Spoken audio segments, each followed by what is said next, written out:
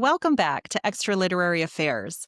Today's episode marks the final chapter in our month-long series, Stream of Consciousness September, a journey that began with the gentle exploration of interior monologue and ended in the wilds of literary experimentation.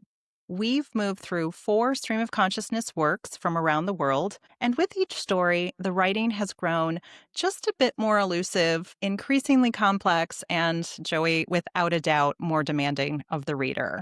We now circle back to a book that's been celebrated, feared, banned, misunderstood, and yet at the same time, fiercely loved for more than 100 years. What novel could I possibly be talking about other than James Joyce's Ulysses? It's a novel that doesn't just use stream of consciousness to tell its story, it redefines what a novel can be. On the one hand, it's been called one of the greatest novels of the 20th century. High praise for James Joyce. But on the other hand, in my own personal experience, it's also been abandoned by more readers than perhaps any other novel that comes to mind. Ulysses is often described as unreadable, impenetrable, and, depending on who you ask, either a literary Mount Everest to be scaled with great joy, or simply a literary prank for the ages.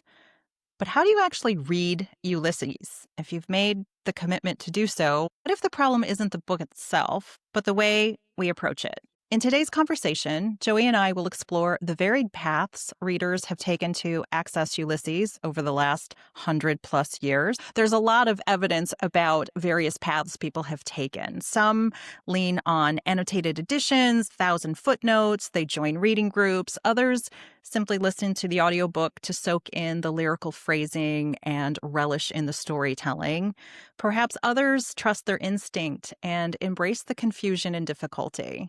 And I'm happy to say, Joey, sometimes readers simply skip ahead to a part where the language speaks to them, and that's how they're going to experience Ulysses.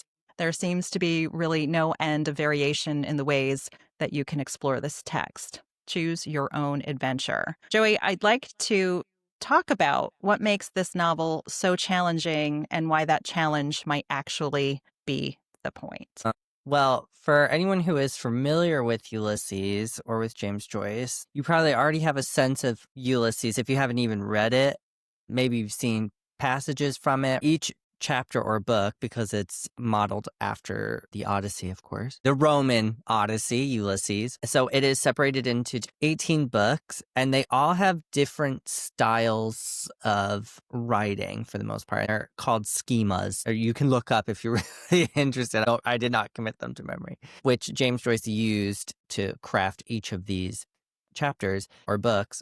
It becomes very difficult because it's not only a super modernist text, which we were talking last week with Clarice Lispector. This is quintessential modernism because it's stream of consciousness in a lot of parts, and some parts are like a play. It's very experimental. The last chapter is one of the most famous ones. It's called Penelope. It is from the perspective of the Penelope character, who is, of course, Odysseus or Ulysses' wife, which is Leopold Bloom and Molly. It's like 50 pages long, but it's a few sentences. So it's really difficult in its format and its style, in its context. So it has some notoriety that it is really difficult to read and understand. You and I approached Ulysses together as part of a reading group.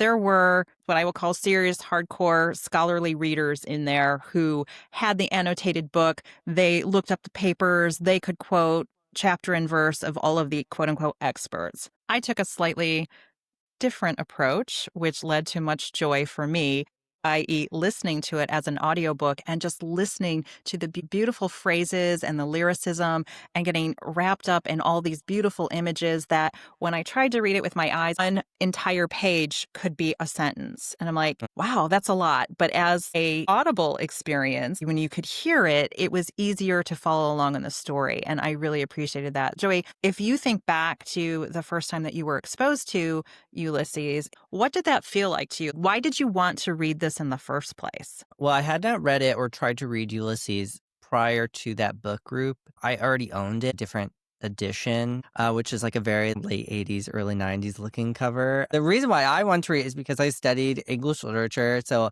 I'm just curious as to these big Goliaths of literature like Ulysses or the Odyssey. It doesn't have to be an ancient text, but something like Tolstoy or War and Peace. There are these notoriously long and difficult texts out there, and Ulysses is almost at the top, if not at the top. I don't think a lot of people read Finnegan's Wake because it's like illegible for the most part, so I'm not even going to bother with that one. I really was just curious as to like what's so difficult about this book. Is it because it is so long? It's like 600 pages or something like that, which doesn't feel that long if you're a fantasy reader, which I am, as you can see behind me. There's fantasy stuff. Or is it the prose itself? Is it the language? James Joyce knew like a crazy amount of languages, like maybe 13 languages or something, if I remember correctly. So he incorporates so many things, and he was so smart. And it's very pretentious. He comes off very pretentiously in his writing. What about you? Why did you want to read it? Well, Joey, similar to you, I have heard about it. It seems to be this rite of passage. If you're a quote unquote Mhm. serious reader, this is something you would have read. And I was like, okay, here's an opportunity to read it with a group of people. This is going to be great. And the version that I read was between 100 and 800 pages. So, your mileage will vary on that. But let's just say it felt like a marathon of a book, right? We're not doing the local 5K fun run. We are signing up for a free marathon when we decide to read Ulysses. You got to train for this. What was interesting for me about the process is that taking it a little bit less seriously, whatever I get out of this experience is exactly what I needed to get out of this experience. I don't want to look up every other reference to a painting, to music, to a location, to a body part that he's mentioning. He does a lot of really interesting things, and I'm glad that I read it. I think reading it at various times in my life, if I read it again, maybe in 10 years will be the right amount of time spacing it to see if I feel differently about it. It was beautiful. I'm glad I did it. But if I was doing it solely on my own, I would have put the book down and probably not gone back to it because it's a lot. I think it's helpful to take it in small doses. And I love that you mentioned it's in 18 different books, episodes that follow pretty much the timeline or characters we found in the Odyssey. And Mhm. I always refer to Ulysses in my common parlance when I'm talking to people about Homer. I call him Odysseus. I call it the Odyssey. I don't do it the other way. Even in trying to talk to people who may know what you're talking about, one guy goes with the Greek names, one guy goes with the Roman names. We're talking Mhm. about the same story, but we're not even using the same name. So for me, that was not playfully funny, but just infuriatingly funny. You know the story. I know the story. Well, my guy's called Ulysses. My guy's called Odysseus. Why can't they even have the same names? Even in the ancient tradition, this is not a straightforward story. There's a little bit more confusion than clarity. And Joy, who do you think you wrote this for? I want to take exception to what you said, like it felt a little pretentious. I think in parts it was like, look at me, I'm so smart, I'm flexing, I'm throwing out all these words and being very crafty. But then he takes us to the outhouse and is wiping his behind with bits of newspaper and magazines. That degree of physicality and life functions that are not in the highest echelons of society are being front and center. Some things were just really, really funny, and some things were beautiful. The descriptions of the dog running on the beach and just all of these beautiful things. Well, Leopold Bloom was on the beach, but he wasn't running. He was doing something inappropriate. If I recall correctly, James Joyce himself said scholars are going to be studying this forever. So I think he wrote it to be an enigma for scholarly readers. So I think he meant to be pretentious about it. At least that's what I interpret from his own words, is that he wanted to stump people and be like, you could spend your whole lives reading this and interpreting and trying to trace down every single reference that he makes, and it will take you a lifetime. How he did it, and I mean, he was like continuously editing it, I think, for about 17 years. That's a huge amount of your life spent to just one book. I mean, he did other things as well, but you can tell that there was a lot of effort that went into this. But I don't know that he would have written it for the average reader. I think he intentionally made it extremely difficult to read and get through. You had a different experience as you said, because you were just going into it with a different mindset. And maybe that is the key, is to determine why you want to read this before you read it, and then determine how much effort or energy that you want to put into tracing all of the other bits that he put in there. If you just want to enjoy it as a story, because it is still a story, it does follow Leopold Bloom over the course of a day. Obviously, Odysseus spent a lot more time going back to Ithaca. He spent 10 years doing that after 10 years fighting in the Trojan War. So 20 years compared to one day, it's about the same length pretty much. Well, not if you combine the Iliad and the Odyssey, then it's much longer. I don't know that he intended this to be for the average reader, but I think that the average reader should try to read it if you're interested. Right. I love that because you're like the Odyssey and the Iliad, that is a 20-year period. And you're like, oh, it's about the same length. It felt like it might have taken 20 years to get literally through all of this material. Almost 20 years to write. So there Yeah, you it was go. a protracted experience, but I agree with you that it was something that I'm glad that I can check that off my bucket list and say, yes, I have accomplished this goal. There's no shame. And somebody mentioned, pick a chapter that appeals to you, see if it works for you or if it doesn't, because as you alluded to in the beginning, each of the chapters have its own flavor, its own point of view, where it's taking us. He was not wrong when he said scholars will be researching this and talking about this for 100 years. I want to write something that is going to capture people's imagination and perplex them, for lack of a better word. And I think he did a great job of that, because here we are. This was published in 1922. He started writing it, I believe, in like 1904, somewhere in the early turn of the century. And he continued to edit it. When you Mm. have either 700 or 800 pages, however many pages he has, how many revisions did that go through? What ended up on the cutting room floor? Because a lot of this is this stream of consciousness, which we had talked about all this month. So we're very familiar with the rambling, one thing leads to another type storytelling. How at times that can be exhausting because you're like, wait, what is he trying to do with this? That was something that just really stuck with me. I'm also curious about when people read it, did you enjoy it? Was there any pleasure to be had in this experience? Was there pleasure that it's over? Yay, I can applaud that I made it. I made the distance. Or did you find parts or characters or ways in which sections of it was written, were some of them more compelling than others to you personally? Yes, I did find some sections more enjoyable than others. There were some that was like, I'm just like doing it because I'm in this book club and I want to know what people are going to be talking about and I'm already signed up for this kind of thing. So there was some of it that was kind of very dry and dull, and to me as a reader and my reading sensibility. I think one of my favorite chapters is the chapter that you and Ian had discussed, which is chapter 4, Calypso, which is the chapter that we meet Leopold Bloom, one of the most famous characters in all of literature, at least in Western literature. And it's an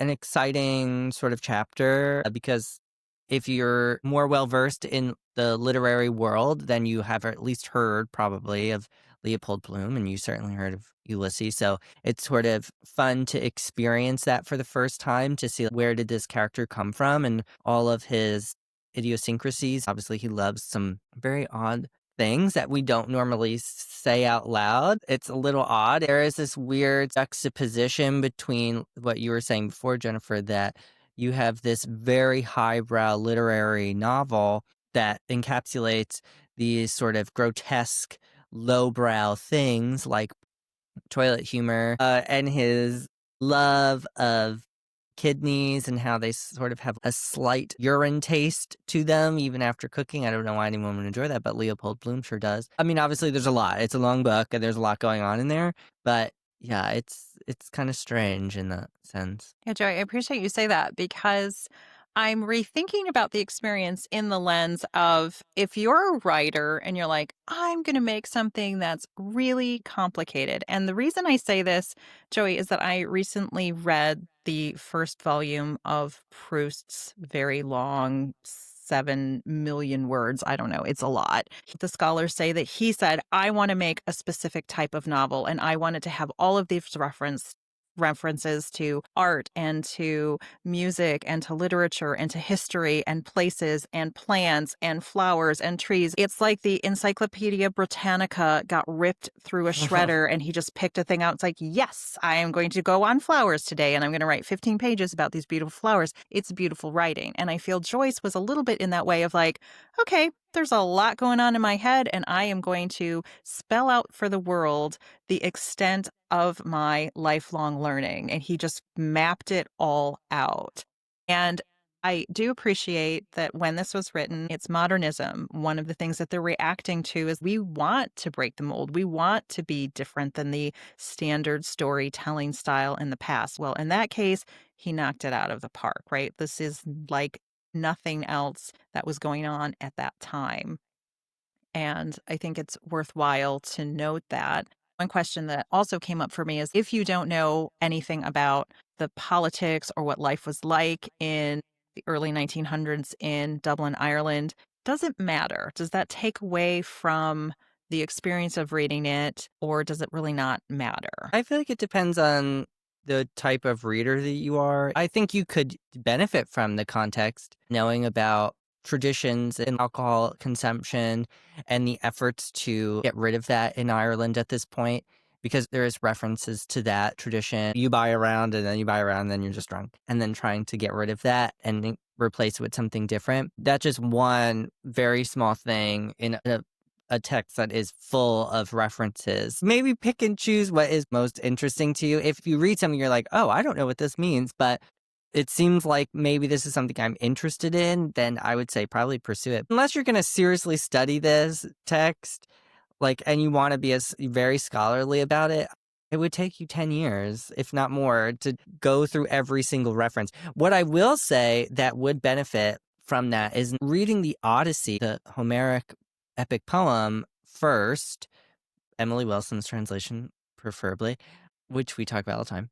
I would say that gives you a lot of context because it's not a beat for beat about Ulysses, but it does give you some idea of what will be the theme of that part of the story. So if it's Calypso or Penelope, maybe Cyclops is in there or Hades, it gives you a lot of that context. And also the Odyssey is just like a fun time. Odysseus or Ulysses is just not a nice guy. He's not. He gets up into shenanigans and it's a fun adventure story.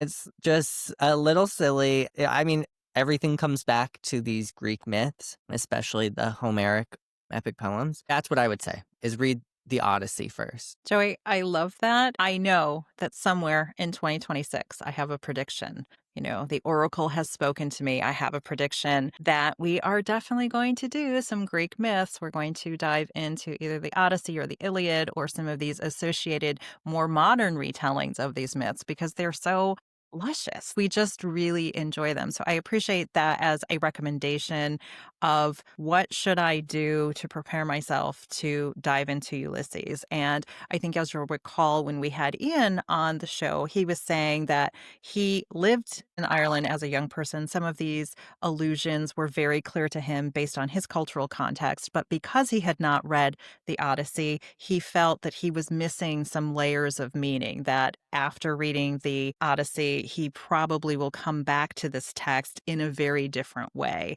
And I do appreciate that. When you were talking about Odysseus, Joey, it came back to a couple of phrases that you use over time, which I always find quite charming, which, you know, Odysseus is down to clown. Yeah, he was. He will do anything. And also, we'll just make this family friendly, mess around and find out. That was Odysseus's whole problem. If he could just not be a crazy egomaniac, Odysseus would have had a very easy time of it, but he could not. So I really appreciate that those modern ideas, this human nature, James Joyce also did a great job of showing the darker feelings or the more base things that were going on in people's minds that normally in an everyday conversation you probably wouldn't say out loud, but either your behavior, your facial expressions, the way in which you conduct yourself in the world, it's like, we see you, buddy. We totally see who you are going to be. And some of these guys are big blowhards. One of the guys seemed to be totally devoted to his wife, who's actually having an affair, and he has to kind of navigate his love for her around that. It felt like a very true soap opera sort of unfolding, but also true emotions were expressed or repressed. What happens when that all kind of collides together? What is the world like? I just really appreciated that. And I think from the sensual, you heard this novel, you touched this novel, you smelled it, you were revolted by it, you could indulge in a lot of voyeuristic pleasures of being like, who are these people? What are they up to? What's going on in that little brain of theirs? It's like, let me just tell you a thing. It's like, sorry, you told me that thing. Maybe I didn't want to know that thing, James Joyce. And maybe I didn't want to know that thing. Too late now. I can't put the genie back in the bottle. Yeah, you get a lot of information about these characters, especially Leopold Bloom. But something that I really love, if we're speaking about characters, is that Molly is Leopold's wife. She doesn't show up until the very last chapter, and then the last chapter is from her perspective. I really like that we get Molly or Penelope's perspective, because I don't believe we ever get Penelope's perspective in the Odyssey, in the source material, which is why someone like Margaret Atwood had to write the Penelopiad, which is an excellent story. I highly recommend it, because she's not voiced in it, which is typical of Greek myth. Most of the Greek myth retellings that you see now are mostly from women's perspectives, because their stories are not fleshed out enough, and they are really interesting. So we should know more about them. So, in addition to Margaret Atwood's The Penelopiad, we have the story of Circe, written by Madeline Miller, which came out in the last 10 years. Penelope shows up on Circe's doorstep. Hey, remember that time you were with my husband? Yeah, we're back. And so it's just an interesting story of this interpersonal dynamic of getting a deeper viewpoint of Penelope, even in a story that is not directly about her. And I agree with you that these beautiful retellings and imaginative leaps of faith, we have a few quote unquote concrete facts about who these characters are, and these very gifted writers fill in all the blanks for us. So I can't wait to do this with you, Joey. It's going to be awesome. The Greeks are coming. Yeah, it's going to be a good time, because I love Greek mythology. But anyway, I was saying with Molly's perspective is this refreshing perspective that you probably maybe wouldn't expect from James Joyce, who seems like a very masculine macho man. We get answers, because there's a lot of questions, at least I had a lot of questions about Molly, like, why is she having an affair, and why is it pretty obvious? How does that dynamic work between her and her husband, Leopold Bloom? What are her motivations? Why isn't she speaking this whole time? So it's a really interesting way to conclude the novel, because you would assume it's one of the men who are sort of the protagonists here, but we get it from Molly's perspective, and it's a really unexpected way to end this. Obviously, it wasn't tradition yet, but now we have this new trend of authors exploring the lives of the women from Greek myth. So James Joyce was just ahead of his time in so many ways. It's a lot. It's worth it. And if you hold out to the very, very, very end, a woman actually gets to say something of merit and substance, and it is worthwhile. So that is a little bit of an enticement for those of us who are like, how much longer do I have to read this thing? Yeah. It's sometimes it's rough to get through it. The light at the end of the tunnel, which is really beautiful. And I do know that Molly's soliloquy, which, as you said, it's a lot of words in very few sentences. It just kind of goes on and on. Here in Philly, it is performed every year out loud by an actress at the Bloomsday celebration on June 16th. So that seems like a really cool thing to think that James Joyce wrote this over 100 years ago. People have not let it go, right? This is not something that is going to disappear from our conversations about culture and literature. It's still very actively pursued today, and I think that's really exciting. And Joey, speaking of exciting things, do you know what's coming up? I know what's coming up. It's going to be October. We are going to dive into some classic horror, some new horror. I cannot wait for our exploration of some of these themes for October. Same. I'm also so excited. I love Halloween. There you go. One of the reasons that I am so excited that this will be the second Halloween that we have spent together here on this podcast. And in looking back over the episodes that we've had in between that time and now, we have read a lot of stories about supernatural events, haunted Mhm. houses, the black cat, a lot of classic horror from very well known horror authors. So I am Mhm. really curious about what this Halloween season is going to have in store for us. So listeners, stay tuned for details because we are going to kick off October in a big way just to get us all in the mood.